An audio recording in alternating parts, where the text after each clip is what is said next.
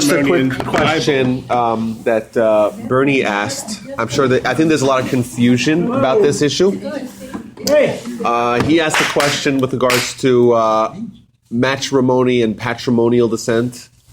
It's a very hot topic, controversial topic.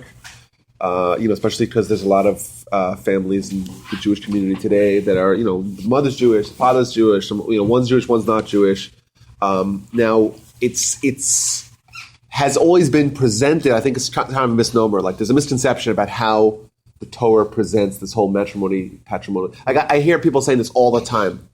That according to the Torah, Judaism goes through your mother. That's correct. That's what I heard. That's what everyone said. That's a party line. That's what I read recently the other night at Mellon. Yeah, so that's what people say. But there's a gross misconception in that. Not to say that it's not true, but they missed exactly the mechanics of how it works. Kind of interesting. If your father was a Kohen, assuming both parents are Jewish, there's no questions about the Judaism of the child. Father's a Kohen, okay? Your mother's from a family of Levites. What are you, child? You're a Kohen. No one seems to disagree with that. Yet somehow, if the mother was Jewish, the father's not Jewish, well, suddenly you switch, you go by the mother, right? So what happened here? So I think there's a little bit of a nuance that's lost on a lot of people, even people that are somewhat moderate scholars, Torah scholars. They miss this. They just say, Judaism goes to the mother, and then for whatever reason, like which tribe you're part goes through the father, which doesn't seem to make any sense. The Kohen supersedes everything else. Maybe. that's one way. So when I learned the sources actually in the Talmud, in Yevamos, I think it's 23 or 24, there's this one little hook that explains everything. The way it's structured means, where does this all come from? Jews come to the mother, and that if your mother's Jewish, according to the Torah, that is. As a disclaimer, Reform Judaism does not go with that, and conservative also. But where does it come from? It comes from a verse in the Torah. The verse in the Torah says that if a Jewish man goes and sleeps with a non-Jewish woman, then the child's not going to be Jewish. That's what the Torah says. But conversely, the child will be Jewish.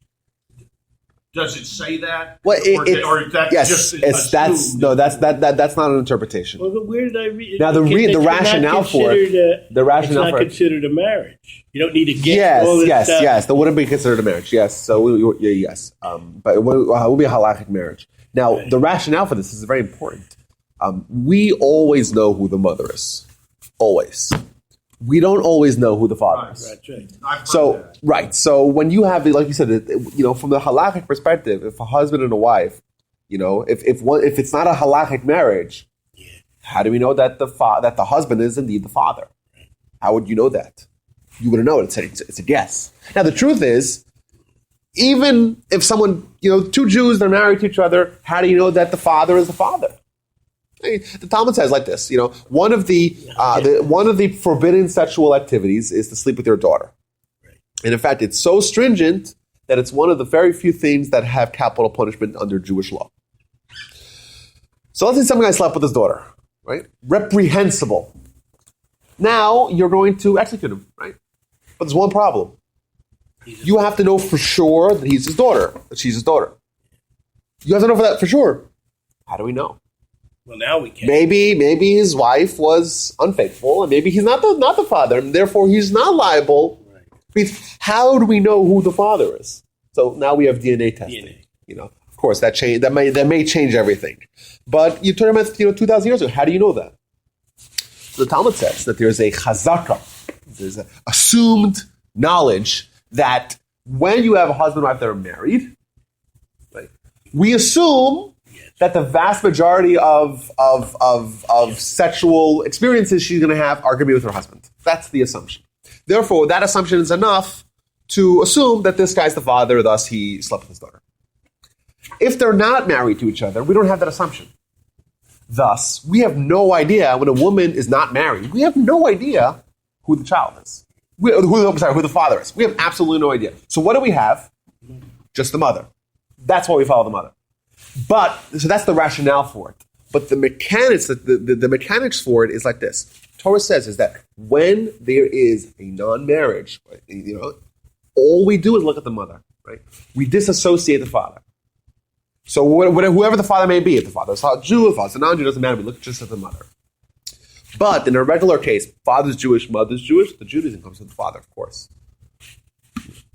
So that's the thing. I mean, people take the halacha and jump to their own conclusion. Right? All the halacha said is that in a case where there's a mixed marriage, we don't know who the father is. We just follow the mother. That's what it says. We disassociate the father. We don't look. We don't look at the father. But in a typical case, of course, the Judaism and everything goes through the father, just like the Kohen. If he's a Kohen, father's a Kohen. Child's a Kohen. Father's Levi. Child's a Levi. My wife Chaya, she's from the family of Levites.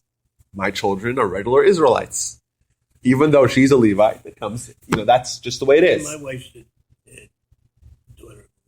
So there you go. We're in the same. But if you're a regular Israelite, then you're a regular Israelite. So that simplifies. It means it explains the rationale behind this. It's we don't know. I mean, the Talmud even discusses what do you do if you have two people that were in prison together, right? And 9 months later, she's pregnant. That may change the game because then we know for sure who the father is. Such a situation is discussed, but this murkiness as to who's the father is always hanging over every child. But the only scriptural part you said was when a man sleeps with a woman, the child is not Jewish. I mean, when a non-Jewish man sleeps with a Jewish woman, the child would be Jewish. We always follow the mother. Yeah, we're always going to follow the mother. Yeah. Yes. But the other way around, we're going to follow the mother.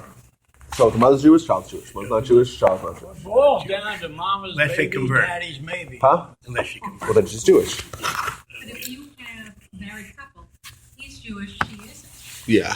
So if the presumption is that a child born of a marriage is going to be the father's child, at the same time we're saying the child's not Jewish because the mother's Well, that's the thing. Like Bernie said, is this considered a marriage by halachic standards? That's the point. Would it require a get or not? Right. Yeah. So. Well, it doesn't require a get from him if he's going to marry another. If the man is married a civil marriage with a Jewish man, non-Jewish woman, he wants to get married to a Jew. He doesn't need a get. Well, halachic marriage. It's not a halachic marriage. Yeah. So then the by halachic standards, by the Torah standards, he is I'm saying we don't know that he's the father any more than anyone else is the father. So yes, of course, today it's a very sensitive topic. That's why we try to avoid it. But that's the missing link that most people have when they discuss this. So